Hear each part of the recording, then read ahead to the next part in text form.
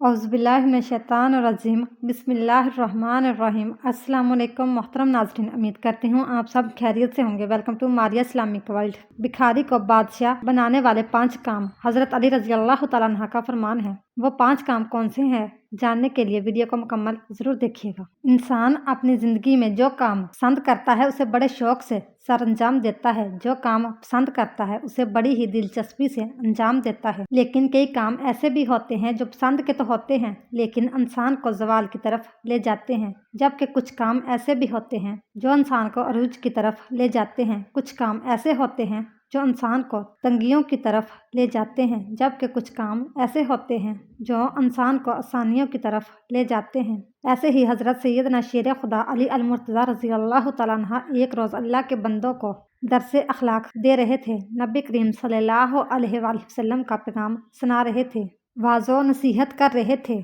खूबसूरत ज़िंदगी गुजारने के तौर तरीके बता रहे थे। आप रज़ी अल्लाह तआला अन्हा ने फरमाया, मैंने भी गरीबों को बादशाह बनते देखा है, मैंने भिखारियों को अमीर तरीन उमरा बनते देखा है। ऐसे अमीर जो सिर्फ दुनिया के अमीर ही नहीं बल्कि मैंने 2 जहानों के अमीर बनते देखा है। उन्होंने दुनिया भी हासिल की है और उन्होंने आखिरत भी हासिल कर ली है। जब मैंने उनसे दोनों जहानों की तरक्की की वजह पूछी कि तुम भिखारियों से बादशाह कैसे बने, इतने बड़े अमीर कैसे बने कि तुम दुनिया में भी अमीर होगे और आखिरत में भी अमीर रहोगे, तो उन्होंने कहा कि हम 5 अमल किया करते थे। हमने 5 अमल ऐसे किए हैं जो कि हम आज भी कर रहे हैं और मरते दम तक करते रहेंगे। इन 5 कामों ने हमें भिखारियों से बादशाह बना दिया। हज़रत अली रज़ी अल्लाह तआला अन्हा कहते हैं कि मैंने पूछा, हमें भी बताओ वो 5 काम, वो 5 अमल कौन कौन से थे। उन्होंने कहा, एक तो हम परिंदों को दाना डाला करते थे।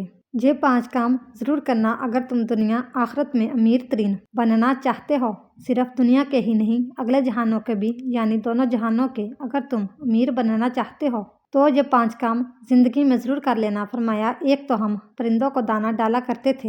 हुज़ूर पाक सल्लल्लाहु अलैहि वसल्लम ने फरमाया, जिस घर में परिंदों को खाना मिलता हो, दाना मिलता हो, यानी रिज़्क मिलता हो, तो वो घर कभी गरीब हो ही नहीं सकता। इस घर में कभी भी रिज़्क कम नहीं होता। अल्लाह ताला इस घर का रिज़्क कम नहीं करता। जिस घर में परिंदे पलते हों, परिंदों को दाना मिलता हो, परिंदों को पानी मिलता हो। फरमाया, जब परिंदे तुम्हारे घरों के ऊपर से गुजरते हैं और कोई परिंदा तुम्हारे घर में आए या कोई भी जानवर तुम्हारे घर में आए तो फरमाया कि उनके लिए अनाज रखा करो, दाना डाला करो। अगर भूखा है तो दाना डाला करो और अगर कोई परिंदा प्यासा है तो पानी पिलाया करो। अल्लाह ताला को एक मखलूक का दूसरी मखलूक पर एहसास करने का अमल बहुत ही ज़्यादा पसंद है। यानी जब एक मखलूक दूसरी मखलूक की भूख मिटाती है, प्यास मिटाती है, तो अल्लाह ताला को ये अमल इतना पसंद आता है कि अल्लाह ताला फरिश्तों में बैठकर मुस्कुराता है जब एक मखलूक दूसरी मखलूक पर एहसास करती है।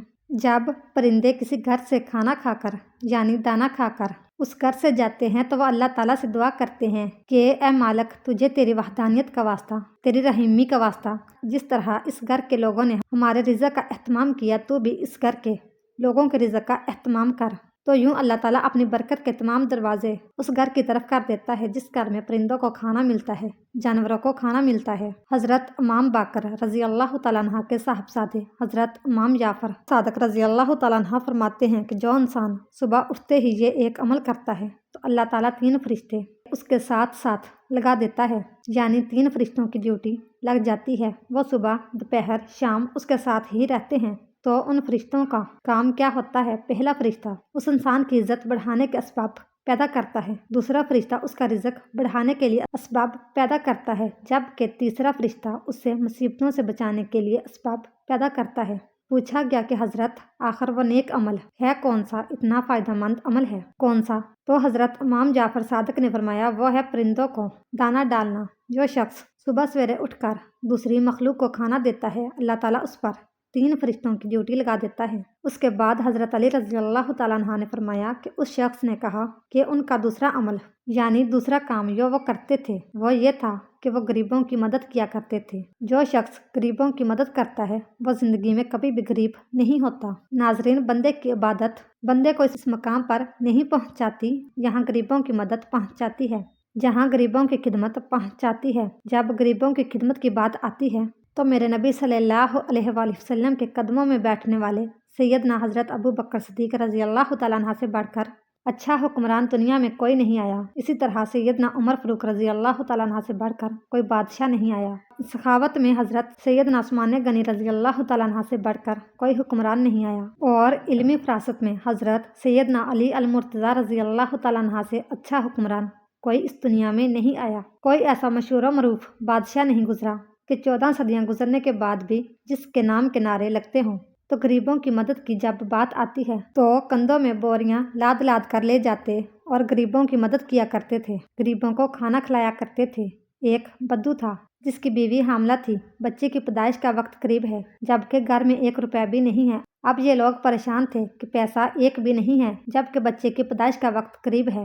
وہ حق ہمسایوں کے پاس کے کہ ہمیں کچھ قرض دے دو، انہوں نے کچھ نہ دیا تو بدو کے ذہن میں ایک ترکیب آئی کہ کیوں نہ مدینے میں چلا جاؤں، حضرت سیدنا عمر فاروق رضی اللہ تعالیٰ عنہ کے پاس چلا جاؤں، ان کے سامنے جا کر فریاد کروں، عرض کروں، وہ میری ضرور مدد کریں گے۔ یہ بدو اپنی حاملہ بیوی کو لے کر مدینے کی طرف جا رہا ہے۔ چلتے چلتے جیسے ہی مدینے کی سرزمین پر قدم رکھا، شام ہوگی، رات ڈلنے لگی، بچے کی پیدائش کا وقت قریب تھا۔ اس نے بیوی کو کہا کہ کیوں نہ ہم یہیں خیمہ لگا کر رات بسر کر لیتے ہیں، صبح ہوتے ہی حضرت عمر رضی اللہ تعالیٰ عنہ کے پاس چلے جائیں گے۔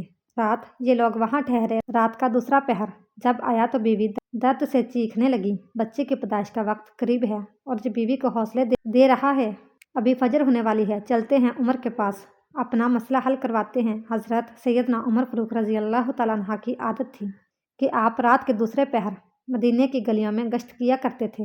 آپ فرمایا کرتے تھے کہ میری حکمرانی میں اگر کوئی کتا بھی پیاسا مر گیا تو حساب عمر کو دینا پڑے گا۔ اس رات بھی حضرت عمر مدینے کی گلیوں میں گشت فرما ہی رہے تھے۔ آپ نے دور سے دیکھا کہ خیمے میں آگ جل رہی ہے۔ آپ نے غلام کو بھیجا کہ جا کے دیکھو وہ کون بیٹھا ہے، رات کے اس پہر کوئی مسافر تو نہیں ہے۔ غلام اس شخص کے پاس گیا، اس نے کہا کہ میری بیوی حاملہ ہے، مجھے مدد کی اشد ضرورت ہے۔ غلام نے واپس آ کر حضرت عمر کو ساری بات بتائی۔ اللہ اکبر! حضرت سیدنا عمر فاروق رضی اللہ تعالیٰ عنہ دوڑ کر کے اپنی بیوی کو اٹھایا، کہا اٹھو، اگر تجھے ثواب مل رہا ہو تو لینا چاہو گی، اگر تمہیں نیکیاں مل رہی ہوں تو لینا چاہو گی؟ کہا کیوں نہیں۔ حضرت عمر نے پھر فرمایا اٹھو، میرے یار کی بیوی درد میں مبتلا ہے، میرے یار کی بیوی تکلیف میں مبتلا ہے اور تھوڑی دیر میں بچے کی پیدائش کا وقت آنے والا ہے، اٹھو اور تھوڑی دیر کے لیے دائی بان جاؤ۔ اس نے ضرورت کا سارا سامان اٹھایا اور سیدنا عمر فاروق رضی اللہ تعالیٰ عنہ سے کہنے لگی کہ آپ تھوڑی سی لکڑیاں کندھے پر اٹھا لیں۔ آپ نے کندھے پر لکڑیاں اٹھائی ہوئی ہیں اور جا رہے ہیں۔ حضرت عمر فاروق رضی اللہ تعالیٰ عنہ کی زوجہ محترمہ خیمے کے اندر چلی گئی جہاں عورت چیخ رہی تھی تو حضرت عمر باہر اس بدو کے سامنے ہاتھ باندھ کر کھڑے ہو گئے۔ بدو نے یہ سمجھا کہ یہ کوئی غلام ہے، اس غلام کی بیوی دائی ہے اور یہ اس کا شوہر ہے اور یہاں کا غلام ہے۔ اس نے حکم چلانے شروع کر دیے، آرڈر چلانے شروع کر دیے اور کہا جلدی جاؤ، لکڑیاں لے کر آؤ۔ آپ دوڑ کر جاتے اور لکڑیاں لے کر آتے، جلدی کرو، آگ جلاؤ۔ آپ پھونکے مارتے اور آگ جلاتے۔ اللہ اکبر!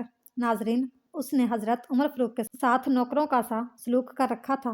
وہ نادان نہیں جانتا تھا کہ میرے سامنے جو شخصیت کھڑی ہے یہ خود عمر ہے۔ ایک دم خیمے کے اندر سے آواز آئی، یا امیر المومنین! آپ کی زوجہ محترمہ نے آپ کو آواز دی، اے عمر، آپ کو مبارک ہو، اللہ نے آپ کے یار کو بیٹا عطا کیا ہے، آپ کے دوست کو، آپ کے بھائی کو اللہ نے بیٹا عطا کیا ہے۔ جیسے ہی بیگم صاحبہ نے کہا یا امیر المومنین، بدو نے سنا اور اس کے پاؤں تلے سے زمین نکل گئی۔ کہا یہی امیر المومنین ہے۔ فوراً قدموں میں آ کر گرا اور کہنے لگا، یا امیر المومنین، مجھے معاف کر دیں، یہ بدبخت آنکھیں نہ پہچان سکیں کہ آپ کون ہیں، مجھے معاف کر دیں، میں نہیں جانتا تھا۔ حضرت عمر فاروق رضی اللہ تعالیٰ عنہ نے اسے اٹھایا اور اپنے سینے سے لگایا اور رو کر کہنے لگے کہ اے بدو، تجھے پتہ نہیں یہ مدینہ المنورہ ہے، یہ میرے کریم آقا کا شہر ہے، جہاں امیروں کے نہیں، یہاں تو غریبوں کے استقبال ہوتے ہیں، یہاں تو غریبوں کو عزتیں ملتی ہیں، جہاں تو غریبوں کی مدد کی جاتی ہے، جہاں تو غریبوں کو بادشاہ بنایا جاتا ہے۔ تو غریبوں کی مدد کرنے والا شخص کبھی زندگی میں غریب نہیں ہوتا، غریبوں کی ضروریات پوری کرنے والا شخص کبھی غریب نہیں ہوتا۔ تو وہ کہتے ہیں کہ ہمارے امیر بننے کی سب سے بڑی وجہ یہ تھی کہ غریبوں کی مدد کیا کرتے تھے۔ تیسرا کام جو حضرت علی رضی اللہ تعالیٰ عنہ نے فرمایا کہ وہ اپنی اولاد کو حلال کا لقمہ کھلایا کرتے تھے۔ چوتھا کام والدین کی خدمت کیا کرتے تھے۔